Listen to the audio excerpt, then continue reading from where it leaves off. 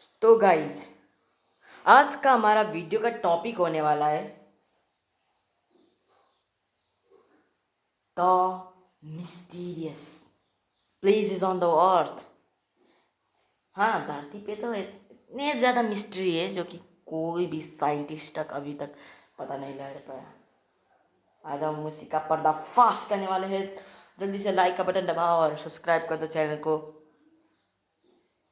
अब बकवास ना करें, शुरू करते हैं।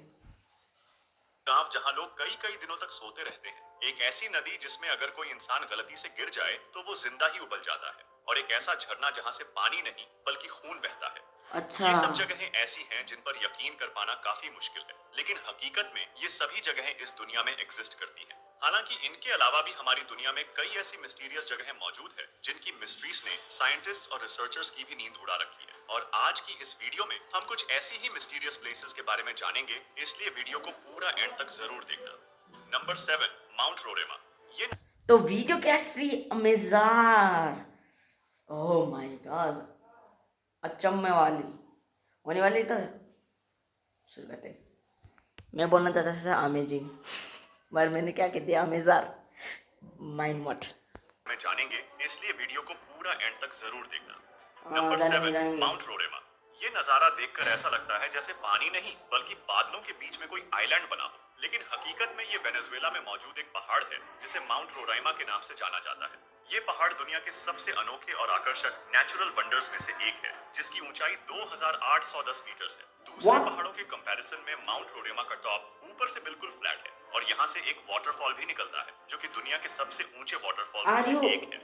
National seriously? जियोग्राफिक की एक स्टडी के अकॉर्डिंग ये पहाड़ लगभग 2 बिलियन साल से भी ज्यादा पुराना है। लाखों साल क्या? तक ये पहाड़ बाकी दुनिया से बिल्कुल कटा हुआ था, लेकिन फिर साल 1884 में सर एवरार्ड इस पहाड़ पर चढ़ने वाले पहले इंसान बने, और तभी बाकी दुनिया को मालूम चल सका कि ये पहाड़ ऊपर से बिल्कुल फ्लैट है। जब इस पहाड़ पर रिसर्च की गई तो रिसर्चर्स ये देखकर बिल्कुल हैरान थे कि इस पहाड़ पर कई अलग अलग तरह के जानवर भी पाए जाते हैं। रिसर्चर्स को इस पहाड़ पर जानवरों और पेड़ पौधों की कुछ ऐसी किस्में भी मिल चुकी हैं जिन्हें इससे पहले कभी नहीं देखा गया था। इस पहाड़ पर पाई जाने वाली 53% स्पीशीज ऐसी है जो पूरी दुनिया में सिर्फ यहीं पाई जाती है। Number 6, Kelimutu tri coloured lakes. Indonesia में एक आइलैंड है जिसे फ्लोरेस के नाम से जाना जाता है। वैसे तो ये आइलैंड काफी ज्यादा खूबसूरत है और हर साल कई लोग यहाँ घूमने के लिए भी आते हैं, लेकिन इस आइलैंड पर 3 ऐसी अनोखी लेक्स मौजूद है जो अपने आप में काफी ज्यादा मिस्टीरियस है। ये तीनों लेक्स एक साथ एक ही जगह पर बनी हुई है, लेकिन इसके बावजूद भी इनका कलर एक दूसरे से बिल्कुल अलग है। मगर हैरान करने वाली बात सिर्फ इनके अलग रंग ही नहीं है, बल्कि हैरान करने वाली बात ये भी है कि ये तीनों लेक्स अपने कलर बदलती रहती है।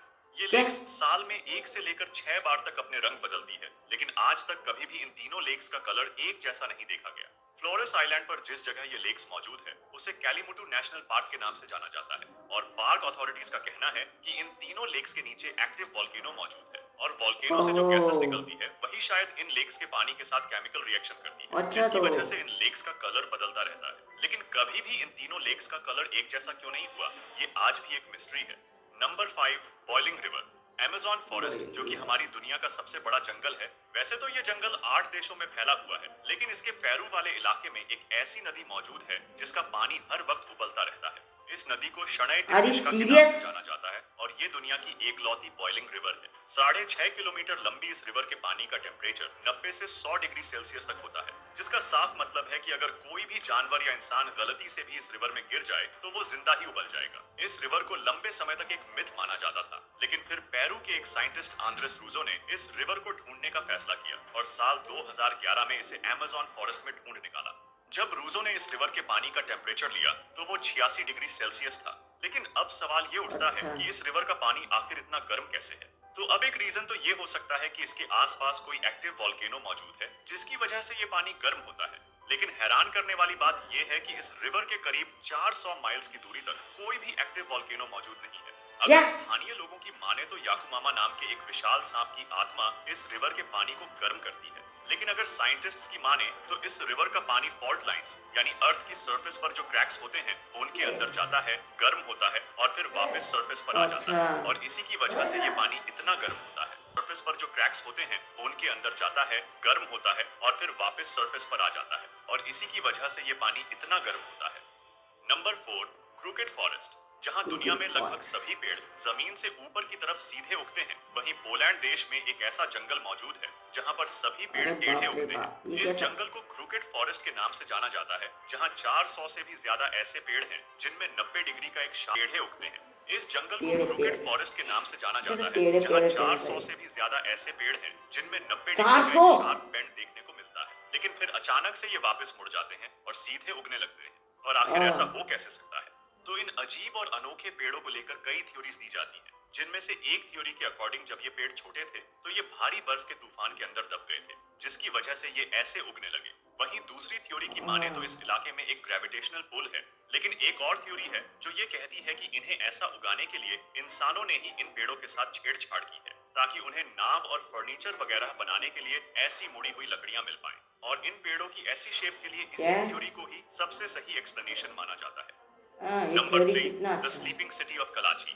कजाकिस्तान में एक छोटा सा गांव है जिसका नाम है कलाची। ये गांव कलाची। पहली बार सुर्खियों में तब आया जब साल 2013 में यहाँ के लोग एक अजीब सी बीमारी का शिकार होने लगे। यहाँ लोग चलते चलते या फिर कोई काम करते हुए अचानक ही सो जाते। कई लोग तो लगातार 6-6 दिनों तक सोते ही रहते, और जब वो नींद से जागते तो उन्हें कुछ भी याद नहीं रहता। ये घटना सिर्फ एक या ये दो कैसे हो लोगों के सकता है? साथ ये नहीं कैसे हो हुई, सकता है? बल्कि समय के साथ एक बड़ी संख्या में लोग इस बीमारी का शिकार होते गए। जब इस पर रिसर्च की गई तो शुरुआत में तो ये सोचा गया कि शायद यहाँ के खाने या पानी में कुछ ऐसा है जिससे लोग इस बीमारी का शिकार हो रहे हैं। Of course. सब कुछ नॉर्मल आया। आखिरकार 2 साल बाद यानी साल 2015 में इस गुत्थी को सुलझा ही लिया गया। सामने आया कि इस गांव में एक बंद हो चुकी यूरेनियम माइन थी जिसमें बहुत सारी रेडॉन गैस भी थी, जिसके चलते वहां की एयर में कार्बन मोनोऑक्साइड की मात्रा बढ़ी हुई थी और ऑक्सीजन का स्तर गिर रहा था, और इसी के कारण लोग इस बीमारी का शिकार हो रहे थे। Number 2, blood waterfalls. वाटरफॉल्स तो आप सबने कई देखे होंगे, लेकिन देखा है अंटार्कटिका में एक ऐसा वाटरफॉल मौजूद है जिसे देखकर ऐसा लगता है मानो पानी नहीं बल्कि खून बह रहा हो। टेलर ग्लेशियर से निकलने वाले इस वाटरफॉल को ब्लड फॉल्स के नाम से जाना जाता है, जिसे पहली बार साल यहाँ पे असली खून 1911 में मिलेगा। एक ऑस्ट्रेलियन जियोलॉजिस्ट ग्रिफिथ टेलर ने डिस्कवर किया था। कई सालों तक तो यही माना जाता रहा कि यहाँ से सच में खून बहता है, लेकिन जब इस पर रिसर्च की गई तो जो सामने आया वो इससे भी ज्यादा हैरान करने वाला था। पहले तो साइंटिस्ट ये देखकर हैरान थे कि बाहर का टेम्परेचर -17 डिग्री सेल्सियस होने के बाद भी ये पानी जम कैसे नहीं रहा है। तो इसके पीछे का रीजन ये निकल कर आया कि इस ग्लेशियर के नीचे एक लेक मौजूद है जिसके पानी में समुद्र के पानी से भी 3 गुना ज्यादा सॉल्ट है। अब क्योंकि सॉल्ट वाटर का फ्रीजिंग पॉइंट नॉर्मल वाटर से कम होता है, इसलिए ये जमता नहीं है, और इस पानी के लाल रंग का होने के पीछे साइंटिस्ट ने पाया कि इसके पानी में पहाड़ों से निकलने वाला आयरन मौजूद है, और जब किसी एक पॉइंट से ये पानी ग्लेशियर से बाहर आता है तो इसमें मौजूद आयरन हवा में मौजूद ऑक्सीजन से मिलकर आयरन ऑक्साइड में बदल जाता है, और इसी वजह से इस पानी का रंग लाल दिखाई देता है। ये ठीक उसी तरह है जैसे लोहे पर जंग लगता है और वो लाल रंग का हो जाता है।